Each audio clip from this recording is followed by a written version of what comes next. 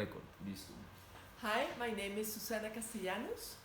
I teach mindfulness, great masters and sacred readings, and exploring time mindfulness. Hello, my name is Felipe Merizalde. I am a high school counselor. I've been practicing mindfulness for 20 years, and when I started working at CNG in 2010, I considered that it would be a great possibility to start introducing the concept of mindfulness and to work with students in the mindfulness practice dimension. So our presentation for the Chile ASA conference next year would be the title of the presentation. It's the role of mindfulness in empowering partnership and transforming learning. And the presentation is going to be done by Susana Castellanos and me.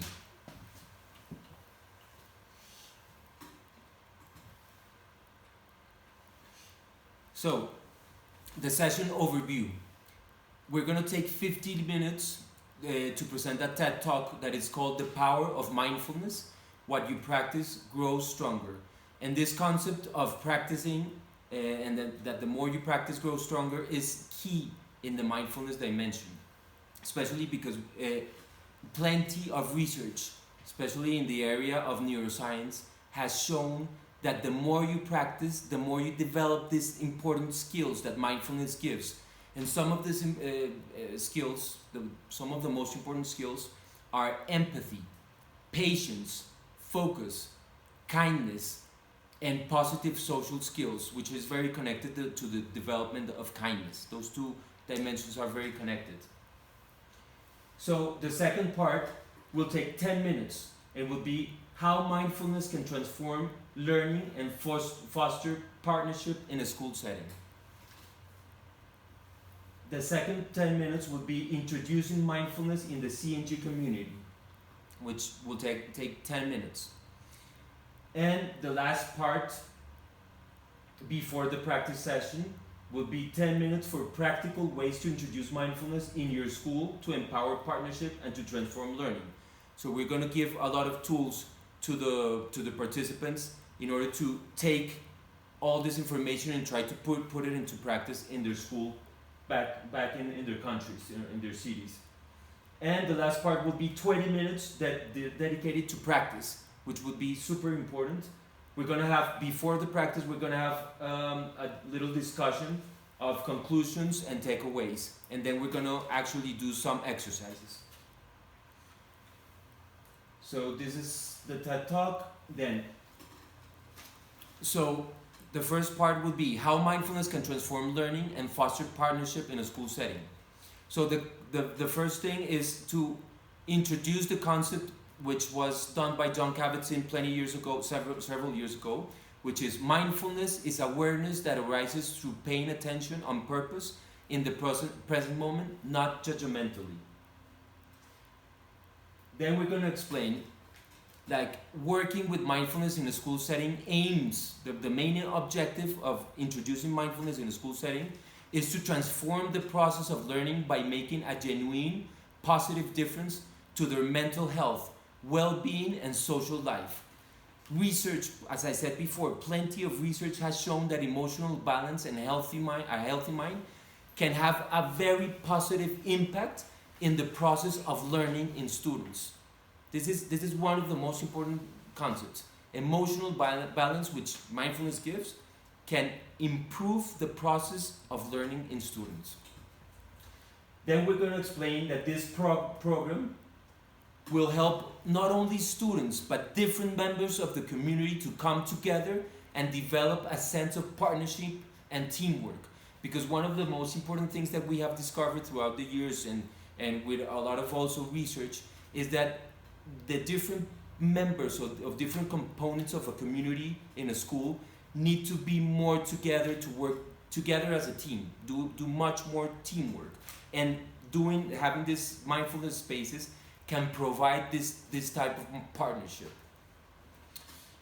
So then we're going to explain that we're going to go deeper into the neuroscience research that is being conducted at this moment, and we're going to talk about the specific elements that have positive impact in the process of learning of students. And some of them are the focusing abilities, the concentration abilities in students, their performance in sports, their emotional regulation, their academic success, their creativity, the empathy, which is super important, their connection with their peers and also with adults in the community, their resilience, the capacity to recover from difficult and challenging situations, and this is among other aspects. This is some of the aspects we're gonna talk about, and we're gonna go, as I was saying, a little bit deeper into some of the studies that are being conducted at this point. And we're going to talk about two of the most important and the most relevant, which are happening in UMass, in the UMass Center of Mindfulness, and also in Carnegie Mellon University, which are focusing in neuroscience and resilience, especially mainly. Okay. So then we're going to talk about the process of introducing mindfulness in the CNG community. We're going to share how this process took place. So first of all, there was an introduction when I started working here at CNG in 2010. I started doing some talks and some conferences and workshops, especially at the beginning with the staff community. Then I started working and introducing the concept in coming to some of the classes. I started going to health classes, and I was invited to different classes to talk at the beginning of the class about mindfulness, to introduce the concept, to talk about a little bit of the theory of mindfulness, and actually doing some exercises, which helped some of the teachers at that point started doing those exercises with their students throughout the following year, the next year. In 2013, the first mindfulness club was established for all members of the community. That was a very important moment in this process of introducing mindfulness, because the mindfulness club was a space that we created where all members of the community were invited. So we had students, we had teachers, we had staff members, and also parents. That was before 7 o'clock when classes started. So that was a very important moment for what we were talking about, of creating community, of connecting the different parts of different members of the community together and working together in teamwork.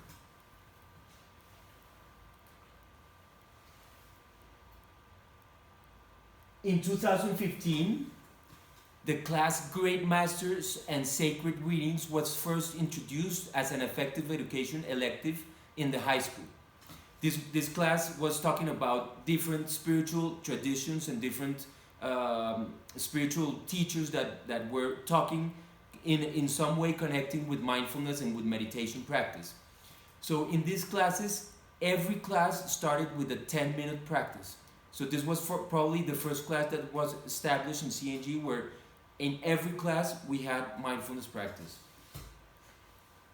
In 2016, a research and learning group was established by 30 teachers from the whole school. So this was from primary, elementary, middle school, and high school came together, and we were coming together twice a month to discuss different subjects of research of mindfulness. How could we develop and put into practice mindfulness in the CNG community?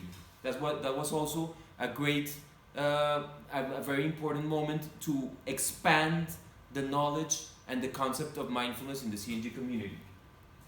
In 2017, the Explore Time program was introduced, which was kind of a new name for the Mindfulness Club, and it was probably a continuation of the Mindfulness Club, but much more focused on students. In 2017, the class Mindfulness was introduced as an elective education class in the high school. At the first semester, we had 8 students participating in this semester class. Right now, in this semester, we have 33 students. So this means that the class has been growing in popularity and in interest among the students of CNG. Actually, the spaces are totally full right now, so we're considering the possibility of expanding the class because students have noticed the positive impact in their lives, and they're really considering a lot of students in the CNG community are wanting to be part of this class. And throughout surveys and interviews, it has been evident that participants in those programs have improved in their general well-being, their sense of partnership, and that they have been able to transform their learning process in very positive ways. So then we're going to go to practical ways to introduce mindfulness in the school of the participants in the conference, to empower partnership and to transform learning. So we established these 8 points to summarize what we want to give them as important information. So and tools and tips. So the first one would be, you need to start learning the basics and start developing a daily practice. Second, present to the administration. You need to make a presentation. Teachers need to make a presentation to administration to show the positive impact that mindfulness can have in the students. Then, teachers need to ask for formal training. There are several high-quality online courses, so that could be very easy for teachers to use those courses. And also, if they have courses being held in the cities where they live, they can also take part in those courses. Partnership can also be developed if you start a mindfulness club. As I said just a moment ago, the mindfulness club that we created here in CNG was had a huge impact in the community. People started to know about mindfulness, started to get familiarized with the concept of mindfulness, and to actually practice. They're also trying to find not only the mindfulness club, but also trying to find spaces for teachers and for students to do more practice, to have time to practice, and also doing workshops. If the teachers have already the information and have been formed in mindfulness, they can start also to give workshops throughout the community in classes, or to get together with students, with staff, with teachers, with more teachers. Then teachers can also propose or do presentations to the administration to create a mindfulness class, a formal mindfulness class. So that's also a very important topic. The tips, we are going to give tips about how to make a mindfulness class. Okay, and we are also going to give tips of how to create a mindfulness class, sharing with the people in the presentation the things that worked and things that didn't work. We are also planning to provide the people that are interested in the community with spaces for practices, tools like apps. There's plenty of apps nowadays, and we can share which apps are the best. Things like helpful music, different tools that we use in our mindfulness class. We're going to share with them in this presentation as well. And also provide them with relevant information like books, articles, websites, TED talks about mindfulness, and to explain a little bit of the science behind and its applications, its possible applications. So the end part will be conclusions, takeaways, and actual practice, mindfulness practice. So we will first we will have some discussion of the conclusion and the takeaways, questions and answers with the participants. And at the end, it's very important that we're gonna do different exercises, mindfulness exercises, very practical, very simple, that they can learn and that they can actually go to their schools and start practicing those exercises with their students, like mindful breathing, eating meditation, music meditation. There's like probably 4 or 5 that we're going to share with them so that they can really learn them, and go to their school and start practicing with their students at the beginning of a class. Okay, so basically this is the presentation. Thank you very much for your attention.